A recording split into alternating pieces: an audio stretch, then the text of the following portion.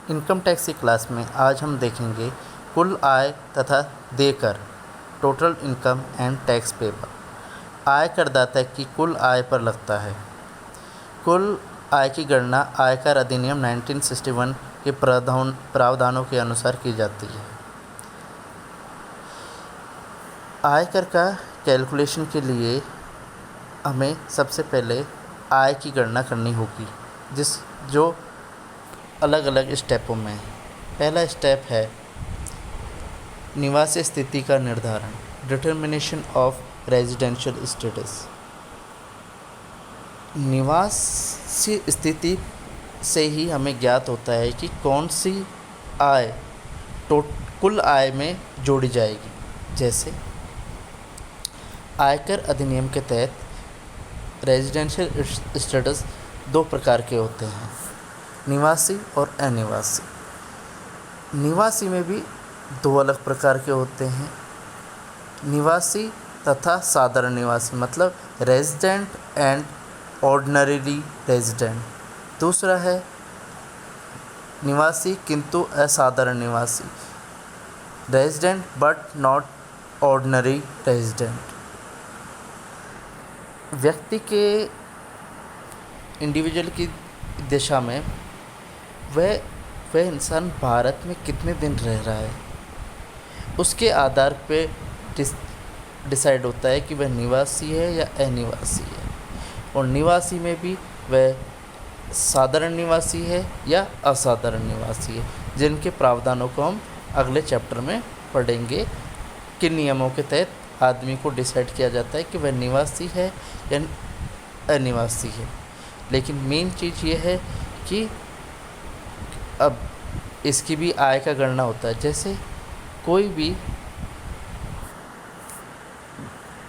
अनिवासी है और उसने किसी भी तरह की आय विदेशों में अर्जित की है, तो उसकी आय टोटल इनकम में नहीं जोड़ी जाएगी। लेकिन कोई भी भारत का निवासी विदेशों में भी कोई किसी प्रकार की आय कर रहा है, तो वह उसकी टोटल इनकम का पार्ट रहेगी। तो रेजिडेंशियल स्टेटस पे आय में वो जोड़ी जाए या नहीं जोड़ी जाए, वह पता चलता है। दूसरा चरण है आय का विभिन्न शीर्षकों में वर्गीकरण, classification of income under different head. एक व्यक्ति होता है डिफरेंट सोर्सेज से इनकम अर्जित करता है। जैसे एक सैलरी वाला आदमी, सैलरी से इनकम आती है। खाते में पैसे होते हैं, उनसे भी ब्याज के रूप में आता है। कोई आदमी शेयर्स में निवेश करता है तो उसके बदले उसे डिविडेंड मिलता है। अगर वह उन शेयरों को बेच देता है तो उसके बाद उसको लाभ मिलता है। तो किसी के पास कोई ज़मीन है, उसको वो बेच देता है तो उसमें उसको लाभ होता है। तो ये अलग अलग स्रोतों से आय होती है। तो इसके लिए सबसे पहले किया जाएगा, आय के 5 हेड बनाए गए हैं। वेतन, सैलरी, मकान संपत्ति, हाउस प्रॉपर्टी से आय। तीसरा है व्यापार तथा पैसे से आय, business, profit from business and profession. Profession मतलब हो गया जैसे चार्टर्ड अकाउंटेंट्स हो गए, डॉक्टर्स हो गए, इनको प्रोफेशन में माना जाता है। पूंजी लाभ मतलब कैपिटल गेन। और 5वां है इनकम फ्रॉम अदर सोर्सेस। तो हमें हमारी आय को सबसे पहले अलग अलग हेड में डालना पड़ेगा। जैसे वेतन से जो आय होती है वो वेतन वाले हेड में डालेंगे।